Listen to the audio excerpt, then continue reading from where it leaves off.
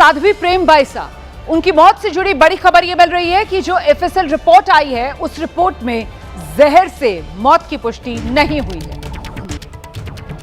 विस्रा में जहर नहीं पाया गया, यह जानकारी सामने आ रही है।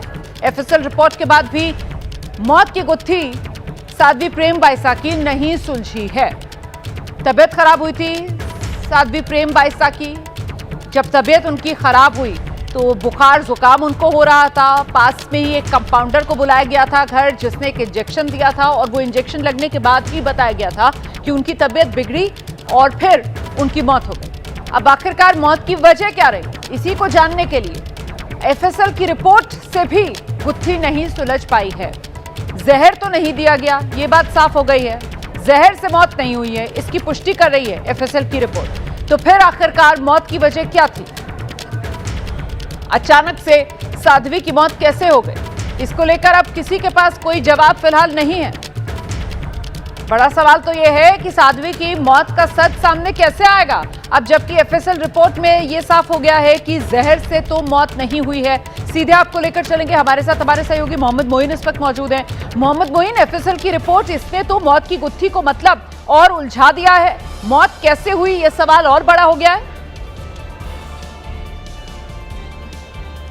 देखिए, निश्चित तौर पर कहा जा सकता है कि साध्वी की मौत के 16वें दिन जो एफएसएल रिपोर्ट आई है उसने मौत की गुत्थी को और उलझा दिया है। उम्मीद थी कि जो बिसरे की रिपोर्ट आएगी, जो एफएसएल रिपोर्ट आएगी, उससे शायद मेडिकल बोर्ड को और पुलिस को कुछ क्लू मिलेगा, लेकिन कोई भी क्लू नहीं मिला हुआ है। जो रिपोर्ट आई है उसमें साफ तौर पर कहा गया है कि जो शरीर पर पॉइजन नहीं पाया गया, यानी जहर नहीं पाया गया था। एक और बात कही गई है कि अप्राकृतिक मौत के भी कोई पुष्टि नहीं होती है, यानी कोई मारपीट करने के कोई ऐसे निशान, कोई वो तो पोस्टमार्टम रिपोर्ट में आ चुकी थी, वैसी भी कोई बात सामने नहीं आई है। तो सवाल ये है कि आखिरकार भली चंगी जो साध्वी थी, अचानक उनकी तबीयत बिगड़ती है, उनकी मौत हो जाती है, तो मौत की वजह क्या रहती है?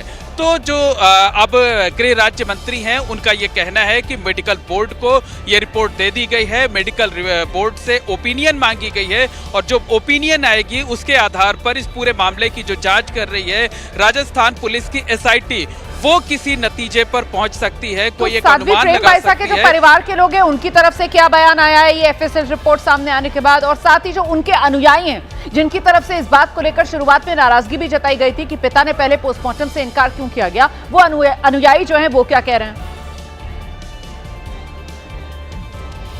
देखिए, साध्वी के परिवार ने, खासकर उनके पिता ने एक बार फिर से दोहराया हुआ है कि उन्हें इस बात का पूरा यकीन है कि साध्वी की मौत गलत इंजेक्शन लगाए जाने की वजह से हुई है। उन्होंने इस रिपोर्ट को खारिज किया है और साफ तौर पर कहा है कि उस मामले में फिर से ओपिनियन ली जानी चाहिए, फिर से, और जो भी टेक्निकल चीजें हो सकती हैं, जो भी टेक्निकल स्टेप हो सकते हैं, उन्हें उठाया जाना चाहिए, क्योंकि उन्हें इस बात की आशंका ही नहीं बल्कि पूरा भरोसा है कि साध्वी की मौत गलत इंजेक्शन लगाए जाने की वजह से हुई है।